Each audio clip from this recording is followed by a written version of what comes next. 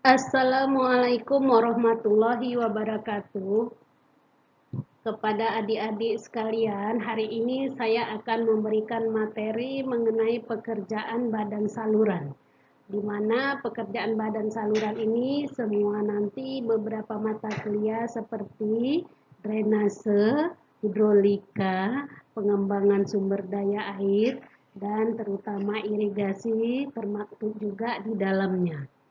Kemudian, sebelum kita melanjutkan nanti, apa-apa yang telah diberikan dari slide yang saya tampilkan ini, nanti setiap slide ada pertanyaan, silahkan nanti ditanggapi bagaimana komentar melalui chattingan.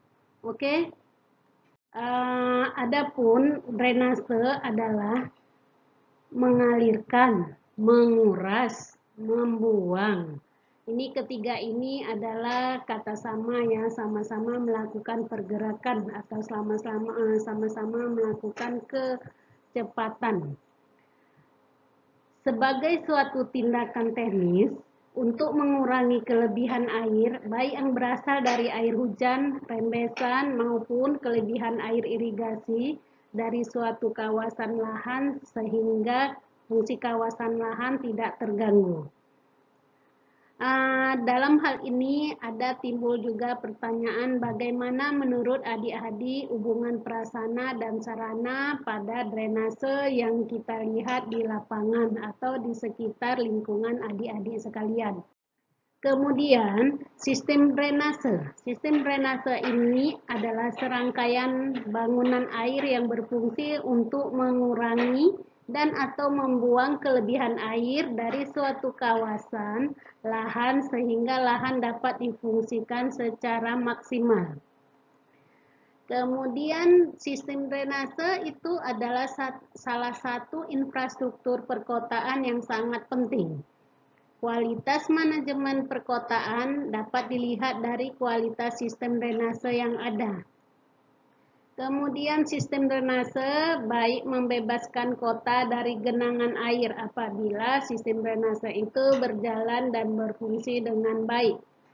Kemudian genangan air yang menyebabkan lingkungan menjadi kumuh, kotor, bersarang nyamuk dan sumber penyakit sehingga kualitas menurun dan dari kesehatan masyarakat.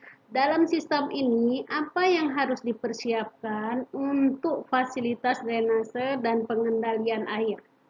Next ya. Permasalahan drainase perkotaan.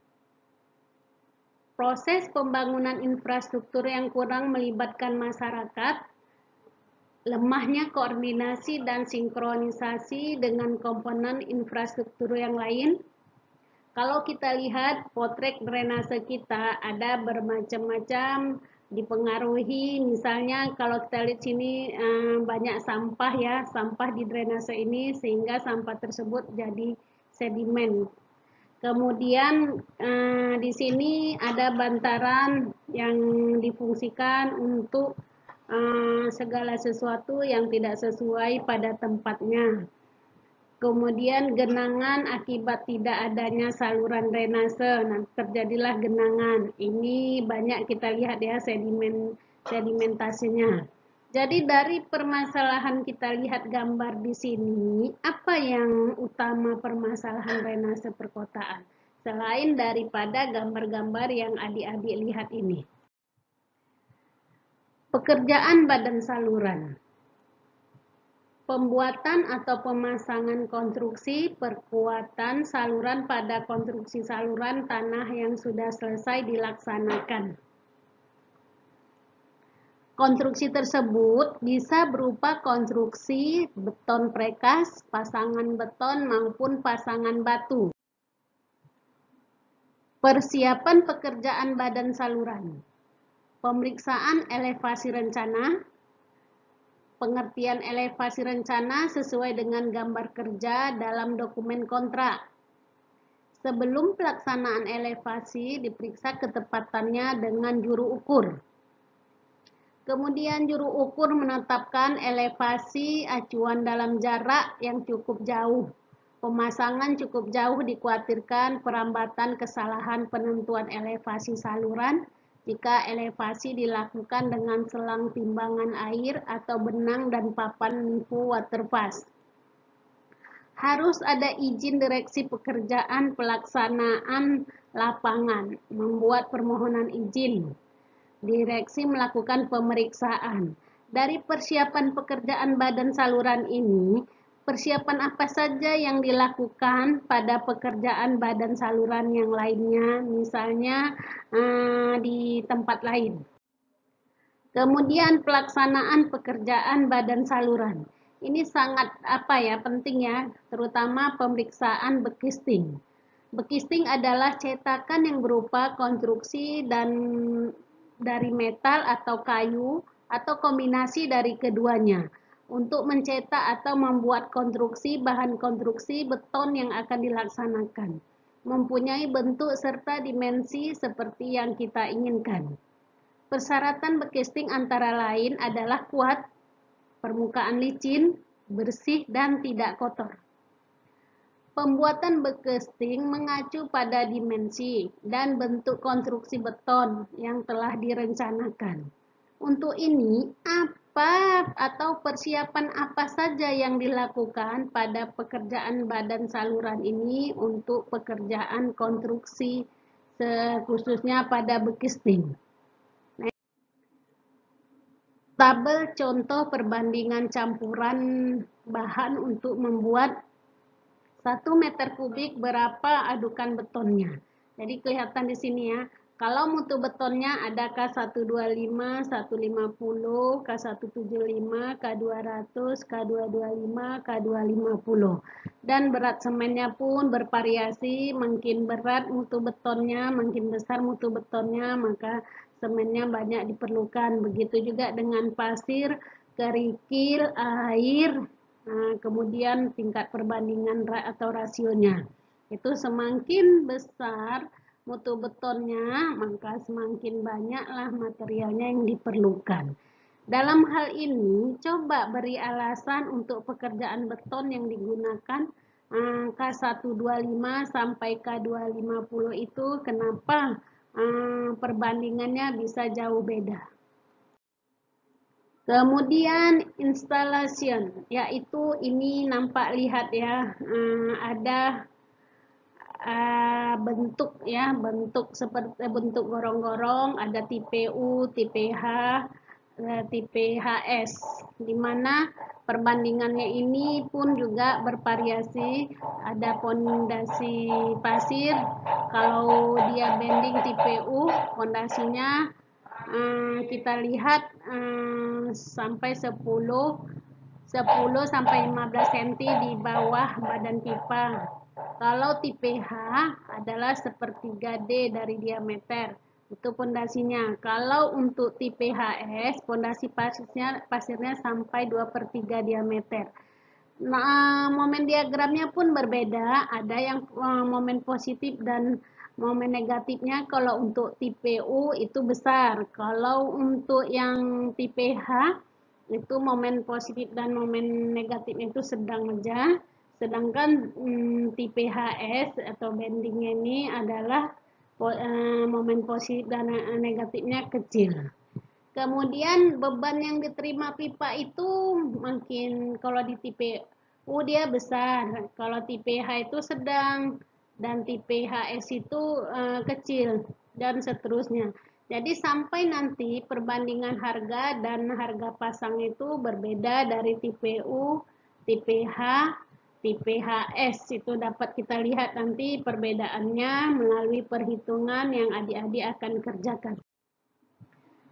Kemudian ini adalah gambar gorong-gorong persegi. Ini ya, kalau dilihat ada gorong-gorong, di mana gorong-gorong itu adalah bangunan yang dipakai untuk membawa aliran air, baik untuk saluran irigasi atau pembuang yang melewati bawah jalan. Dalam hal ini, gorong-gorong berfungsi sebagai saluran terbuka dengan aliran bebas. Jadi coba nanti juga dicari fungsi dan manfaat gorong-gorong itu apa.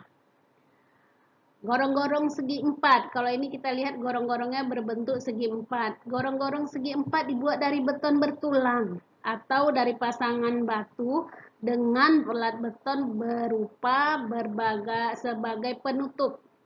Jadi pelat beton bertulang itu sebagai penutup. Gorong-gorong tipe pertama terutama digunakan untuk debit yang besar atau bila yang dipentingkan adalah gorong-gorong yang kedap air. Itulah untuk gorong-gorong ini pun macam-macam tipenya ya. Next, bangunan pelengkap. Pada bangunan pelengkap ini harus ada bangunan pintu air, bangunan terjun, dan bangunan saringan sampah. Kemudian konstruksi pintu air dipasang sesuai persyaratan yang ditentukan sehingga berfungsi tidak bocor. Pembuatan bangunan terjun sama dengan bangunan lainnya dan berfungsi mengurangi kemiringan dasar saluran sehingga menghindari gerusan atau erosi pada salurannya. Dari hal tersebut kita lanjutkan lihat bentuk atau contoh gambar bangunan terjun. Jadi di sini ada bangunan terjun tegak dan bangunan terjun miring. Tapi ini kalau kita lihat bangunan itu kan ada dua, bangunan terjun tegak dan bangunan terjun miring. Ini bangunan terjun tegak dan miring ini nampak ya perbedaan jetnya itu ya, ketinggian dari dasar sampai dengan ke puncak. Jadi nanti ada syaratnya, adik-adik nanti mengambil bahwasannya apa ya syarat bangunan terjun tegak dan miring ini. Misalnya tingginya sampai misal 1,5 meter dengan debitnya 2,5 meter. Atau terjun tegak ini bagaimana? Itu nanti adik-adik cari supaya bisa jadi tugas-tugas yang diberikan oleh dosen yang pengampunya. Oke, kemudian ini ada contoh juga gambar kolam olak. Jadi kolam olak ini berfungsi untuk supaya menetralkan air ya, tidak sering terjadi gerusan. Direksi. Oke, demikianlah penjelasan badan saluran, yaitu berupa salurannya ini ada drainase, bisa untuk ke jaringan irigasi, yaitu drainase itu kan untuk mengetahui dari saluran mana primer, sekunder, tersier, dan begitu juga untuk hidrolikanya nanti akan dilanjutkan drainase ini perhitungan hidrolikanya bagaimana, kemudian perhitungan bangunan terjunnya bagaimana, syarat-syarat bangun terjun itu apa. Terima kasih, demikian penyampaian materi kita hari ini. Mudah-mudahan adik-adik tetap dalam sehat, semangat, karena kita harus kuliah berupa daring. Terima kasih. Assalamualaikum warahmatullahi wabarakatuh.